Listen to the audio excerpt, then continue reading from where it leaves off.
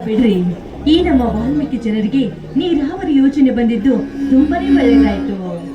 ಆದ್ರೆ ಏನು ಮಾಡೋದು ಜಾನಕಿ, ಸರ್ಕಾರದಿಂದ ಬಂದಂತ ಅವಕಾಶಗಳನ್ನು ಸರಿಯಾಗಿ ಉಪಯೋಗ ಮಾಡಿಕೊಳ್ಳದೆ ದುರುಪಯೋಗ ಮಾಡಿಕೊಳ್ತಿದೆ ಇದು ನಮ್ಮ ಜನರು. ಸರ್ಕಾರದಿಂದ ಬಂದಂತ ಅವಕಾಶಗಳನ್ನು ಸರಿಯಾಗಿ ಬಳಸಿಕೊಂಡು ರೈತರ ತಾಕತ್ತು ಏನೆಂಬುದನ್ನು ತೋರಿಸಿಕೊಳ್ಳಬೇಕು. ಅದನ್ನು ಬಿಟ್ಟು ನಮ್ಮ ನಡುವೆ ನಾವೇ ಜಗಳ ತಂದುಕೊಂಡ್ರೆ ಬಂದಂತ ಅವಕಾಶಗಳೆಲ್ಲ ಕೈ ತಪ್ಪಿ ಹೋಗುತ್ತವೆ ಜಾನಕಿ. ಅಂದ್ರೆ ಈ ನಮ್ಮ ಜನರಿಗೆ ಅದು ಯಾವಾಗ ಬುದ್ಧಿ ಬರುತ್ತೋ ಏನೋ ರೀ.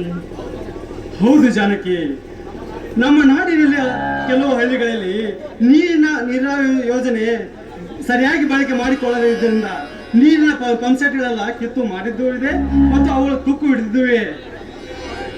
ಇನ್ನು ಕೆಲವು ಹಳ್ಳಿಗಳಲ್ಲಿ ಅವು ಕಿತ್ತುಗಳು ಮಾಡಿದ್ದು ಇವೆ. ನೋಡಿ ಸ್ವಾಮಿ, ಈಗ ಬಂದ ಅವಕಾಶ ಹಿಂತಿರುಗಿ ಮತ್ತೆ ಬರುವುದಿಲ್ಲ.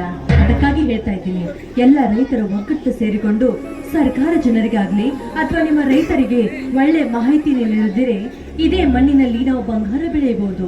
ಏನಂತೀರಿ ಅನ್ನೋದ್ರಲ್ಲಿ ಏನಿದೆ ಜಾನಕಿ, ನಮ್ಮ ಕನ್ನಡ ನಾಡಿನ ತುಂಗಭದ್ರಾ ಮತ್ತು ವರದಾ ನದಿಗಳ ನೀರು ಅದನ್ನು ಹಿಡಿದು ಬೇಕಾದ ಯೋಜನೆಗಳನ್ನು ನಾವು ಮಾಡಿಕೊಳ್ಳಬಹುದು. ಆದರೆ ನಮ್ಮ ಕರ್ನಾಟಕದ ಜನರು ಬಿಟ್ಟು ಬಿಡುತ್ತಾರೆ. ಅದೇ ಆಂಧ್ರದ ಜನರು ನಮ್ಮ ಕರ್ನಾಟಕದ ನೀರನ್ನು ಹಿಡಿದಿಟ್ಟುಕೊಂಡು ಸರಿಯಾಗಿ ಬಳಕೆ ಮಾಡಿಕೊಳ್ಳುತ್ತಾರೆ. ಏನು ಮಾಡೋದು? ಇದಕ್ಕಿಂತ ದೊಡ್ಡ ಸಾಕ್ಷಿ ಹೌದು, ನಮ್ಮ ಕರ್ನಾಟಕ ಜನತೆ ಮುತಾಳಾಗಿದ್ದಾರೆ ಅಮ್ಮ. ಹೋಗ್ಲಿ ಬಿಡ್ರಿ, ಈಗ ಬಂದ ಅವಕಾಶವನ್ನು ನೀವಾಗ್ಲೂ ಸರಿಯಾಗಿ ಉಪಯೋಗ ಮಾಡ್ಕೊಳ್ಳಿ.